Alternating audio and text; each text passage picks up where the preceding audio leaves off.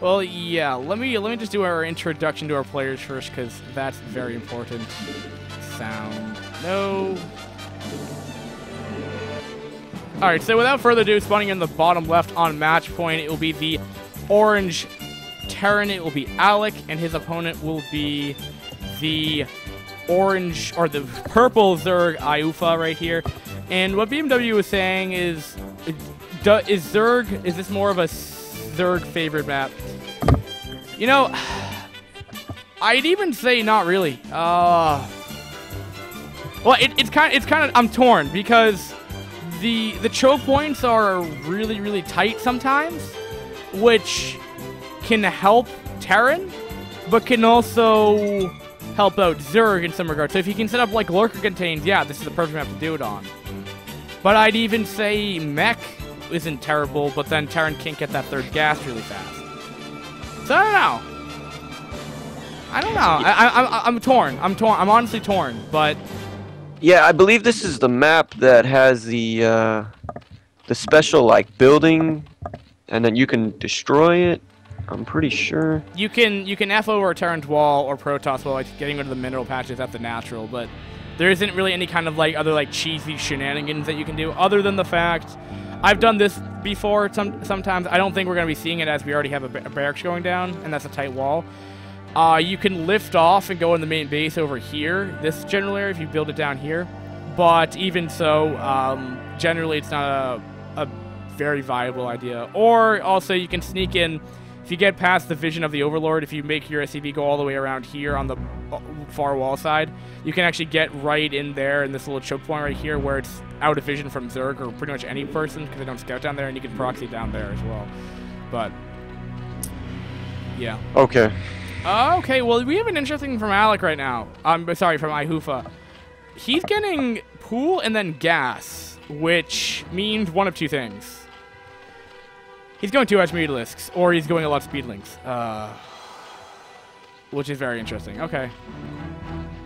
Unless he's going to be going some kind of weird Hydra build that I doubt anyone would go in this matchup, but unless he's going mech. But again, yeah, go ahead. If he uses his mutas properly, I'm all for it. Do 2H muta, get in there. You know, but at this point, I think his Ling play is much better.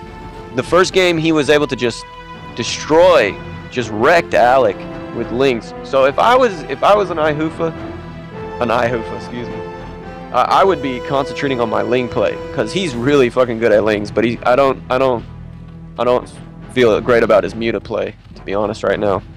I would agree to disagree with this Ling. I don't think we've been given enough information on this player to really verify that his Ling control is super par. I think game one, the SCV micro to defend against the Lings wasn't fantastic. And the fact of the matter, game one, that it was circumstantial that all those Lings got in because of a wall that was non-existent. Game two, Mutalisk control I agree with. His Mutalisk control is not fantastic, but this is looking like a 2H Mutalisk build. Yeah. And apparently this is not tight. Apparently he's probably watched Cole play. How is that not tight? That's Depot Barracks. They're really not tight? Somebody need to ask Zaraki. We got Zaraki in the channel. Ask him. I think that's tight, and we actually have mech. Okay, so we're actually having mech, which I'm surprised by because you can't get that third gas super easy, because it's so far away. Well, I guess if he gets his vulture, man, that would be huge. Please get this vulture. Oh.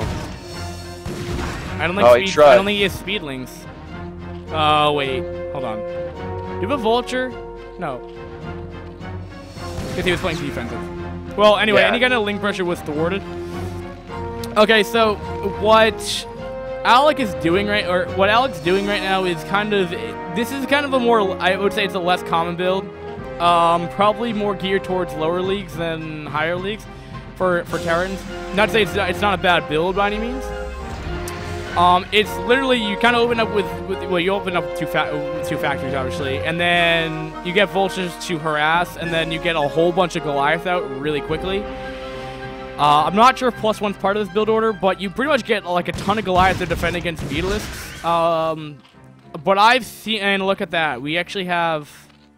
Okay, so this is actually a really bizarre build that ihufa was going. Did he initially want to go 2-hatch metas and then he transitioned later?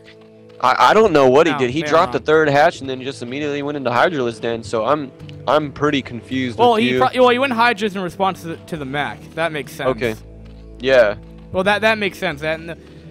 But right now he has no units out, so right now he's pretty much yeah. in bad shape. And right now it looks like There's AleC's nothing just to gonna defend wreck now. this base. But yeah, that's a lot of drones dying right there. But I mean, he did snipe off 4 with only a few Hydralisks, so that was pretty impressive. And right now, this one Vulture, he just needs to get in there. Does he have mines? 14. I don't think he does. Yeah, no, he probably might. No, he gets sniped off. Okay, but also looking at that in terms of harvesters, 14 to 26 in AleC's favor. That's devastating, to say the least. Yeah. And honestly speaking, okay, he's going up to 3 factories off of 1 base. Can you actually support that? Oh, I guess. Well, I guess if you're not going tanks, then probably. If you go mainly Goliath and Vulture, yeah, I guess you could do that. Game +1, okay.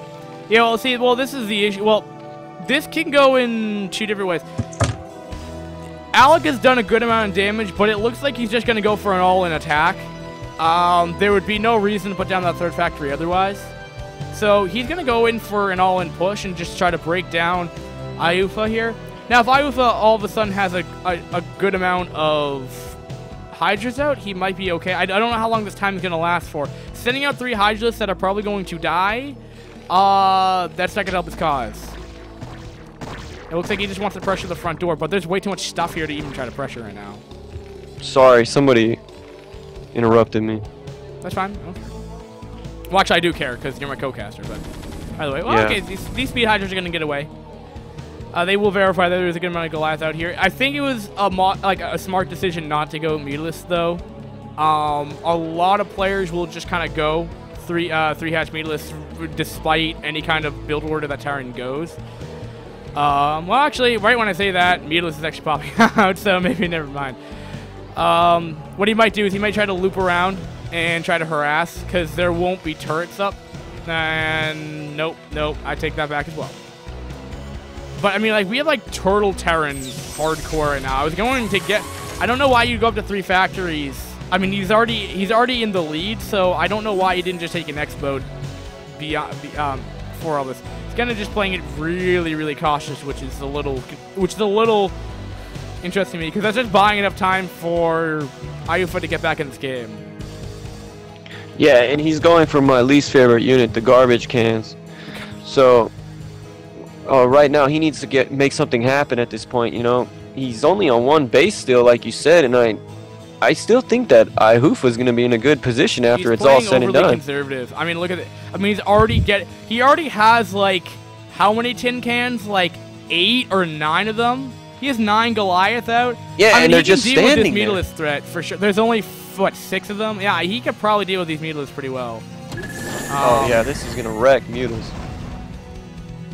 But yeah, I'd like to see him get his 2nd base going, because he's just not doing anything at this point. And if ihufa was able to scout this, he would have dropped another base at this point.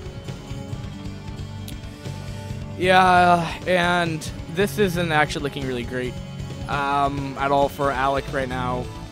The issue that he's kind of finding himself in right now is he's like, you know what, I'm gonna go all in. Well, pretty much he did an all-in build order, and then all of a sudden he goes and decides like, hey, you know, I'm not gonna do that pressure, so I'm gonna go take an expo. So he's heavily delayed. He's not even gonna lift it off to the next expo. He's actually gonna still leave in the main base right here, and that's way over saturation, by the way, just to note right here. So the Zerg's economy. He may have less drones, is actually getting a much better situation. 29 drones to 35. He's back in the harvester, you know, area, ballpark where Zerg might want to be at this point in time. And, I mean, he's playing overly cautious. Like, he's playing Turtle Terran against Zerg, which, I mean, it may win. It's just interesting, because he had such a far lead, and then he never pressured to do his all-in push or a 3-fact push. I don't know. Yeah. Now he's just buying enough for much. Oh, go ahead. I'm talking for too long. I'd like to see the Terran just, you know, get out there, maybe put some pressure on this Zerg, maybe snipe some Hydralisk. That'd be awesome. I really think that ihufa, if he gets a big enough Hydralisk ball, though, it's gonna be GG, because he's just gonna run this over. But I mean, if he gets a good enough tank force, I guess he could stop it. But maybe get drops. I'm really just talking out of my ass as far as Zerg's concerned, because I don't know how to play Zerg, but I just feel like that the Zerg is in a good position right now. He is. He's just taking up 3rd and 4th base now. And also, put this in perspective here. Do you see how the sheer amount of saturation on this base? By the time he actually decides to lift off this command center and plots it down, like, that base is going to be mined out. So at that point, like, he's going to be off of 1 base again. While Zerg is still happily mining off of 4, because, I mean, he doesn't have nearly as much saturation over, you know, 1 base. He's saturated over 4 bases, so he has a longer, consistent mining time, which is why Zergs take so many bases. But despite all that, or just to say in Terran's point of view, I mean, he's literally just expanding to another 1 base play. He's going to be off a 2 base economy for maybe another 3 or 4 minutes, and then he's going to be down to 1 base. Yeah, and he is so anti-muta. Like, he has 100 Goliaths, he has like 50 turrets. I mean, what is he preparing for? An invasion? He's like, you know what? I'm gonna stop mutaless play, and I'm not gonna die to him. Well, I mean, yes, he has made a muta-proof wall. The only issue, though, is this is what probably deters a higher level player from a lower league player. A higher level player would be able to deal with mutalisks. I mean, this build order is totally. I mean, like, the build order that he went is totally valid. It's not as common because there's probably easier and more economic ways to deal with mutalisks than, you know, going back. But let's just say a player of higher caliber decides to go this build. They should be able to defend, you know, the 9 Goliath he initially had against the 6 mutalisks. Maybe with a turret or 2, he doesn't necessarily need them. But I mean, this is overboard to defend. He doesn't need this. I mean, he's not even going Hydras anymore. ihufa is not even going Hydras. I mean, Mutalisk, excuse me. A little bit misrally right there, or misclick. Yeah. And it, you know, it looks like he's finally feels like he's confident enough to merge out with this army of his, and it's a pretty scary looking army. I'm not gonna lie. It's like if he gets this going, you know, and the Zerg miss rallies or anything, he can get it going. I don't know how his upgrades are looking though. He's on 111, so that seems pretty good. And yeah, I'm kind of like, I'm not sure, but if ihufa gets a nice flank out right here. Though, I mean, are you seeing that? Like, that's like a perfect surround. Like, the tanks are exposed. You know, this army, those tanks could have been a lot of damage, but tin cans, this is why they're called tin cans, guys. Yeah, this is beautiful play by ihufa. I was really impressed by that right there. Just perfect execution of the surround right there. And right now, this is why it's so good to have a concave when you're using your units, because he just absolutely just wrecked him right here. And right now, he's just going to march in because he's confident. He's got 4 base, like you said, and the Terran's on 1 base, and there's nowhere else. He's on the map, so he's just going to keep rallying Hydralisk, and it's going to be a great GG. And I think we're going to see our Denmark player advance, and I'm really happy for the country of Denmark because they've got a new Brood War star, I hope. The whole country is happy now because they're obviously watching the stream. I have 179 players. I mean, that's the whole country of Denmark right there. I'm kidding. Losing my voice. And right now he's just wrecking. Just absolutely. This is perfect Hydralisk micro going on right here. Just concentrating on taking out units and taking out important stuff like the turrets. And then maybe he'll fly in with some mutas at this point. And yeah, GG. GG. And it looks like ihufa will go on. Just talking about AleC's play though, maybe he realized ihufa's a better player. I don't know. Maybe he's still kind of struggling in C ranks. I don't know. But what I can tell you though is that possibly if he took that mineral only, because it was such a concentrated amount of Goliath, like possibly he could have been maxed out by the time if he took that 3rd base initially, and didn't spend so much money on turrets. That could have maybe. I'm not saying this is a valid build. I'm not saying go do this build, but if you're going to do it, try to take a 3rd base. Something I would recommend. But anyway, again, thanks to our sponsors, Legendary with a 3 and Slugger. for making this awesome tournament happen. Thanks for people that are watching it. Thanks for people on YouTube. And rate, comment, subscribe people on YouTube.